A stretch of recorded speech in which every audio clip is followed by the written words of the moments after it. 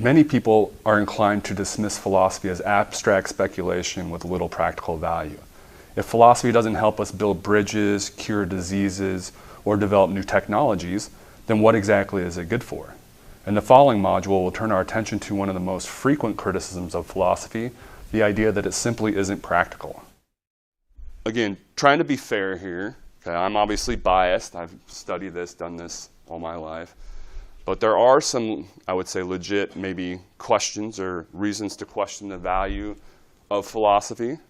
You know, one of the, and I think I've already alluded to this kind of complaint about philosophy, and I inevitably hear it myself somewhat frequently. This, you know, people lamenting that it's not practical. You know, what does this get us? There's no definitive answers, as Russell will also say. We'll see here shortly. So what is this getting me? It doesn't seem practical. Right? How does this apply to my everyday life? Now, I try to suggest, I think, right, that even if we don't get, and we shall see, maybe we will get the big T, capital T truths, right? Maybe we will get some definitive answers.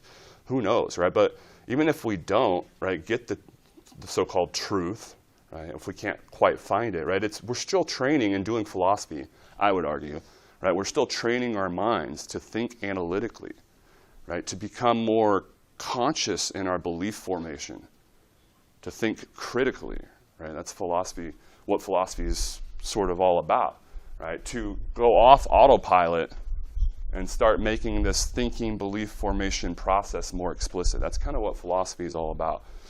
So I would argue that it very much actually is practical, even though we might not get those big answers we're looking for. We're still training our minds to think a certain way, more critically, analytically, et cetera, which then I would argue is applicable, and I think I've made this case, in all walks of life, right? So when you get that suggestion for your 17 repairs on your car, if you take a philosophy class, you know, where you've been thinking more critically throughout the course, you're more apt to maybe question some of that versus how likely you would have been to question it before or without some exposure to philosophy. So hopefully, you know, again, I'm used to this kind of complaint or this suggestion that philosophy is not practical. And for sure, I mean, I can appreciate the complaint.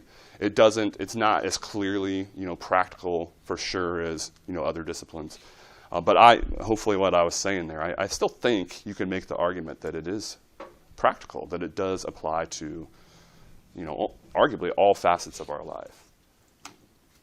But again, you know, I can appreciate how it doesn't seem as practical as other disciplines. And Russell, you know, recognizes this complaint as well. As he puts it on page 55 of the excerpt, quote, many men under the influence of science or of practical affairs are inclined to doubt whether philosophy is anything better than innocent but useless, trifling, hair-splitting distinctions and controversies on matters concerning which knowledge is impossible.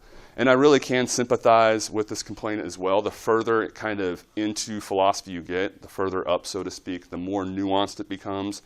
It really does kind of become like this process, like where you're writing something that's to just like a few people around the world that are going to even appreciate the, you know, the niche that you're discussing. And there are these kind of elaborate, crazy distinctions sometimes, and it's like, you know, who is even reading this, much less following this. So I can appreciate, you know, some of these kinds of remarks about philosophy. Okay, so there's this general complaint again that it's not practical or seemingly as obviously practical as, you know, other disciplines. Another concern sometimes raised about philosophy is that thinking too deeply about life might make us less happy.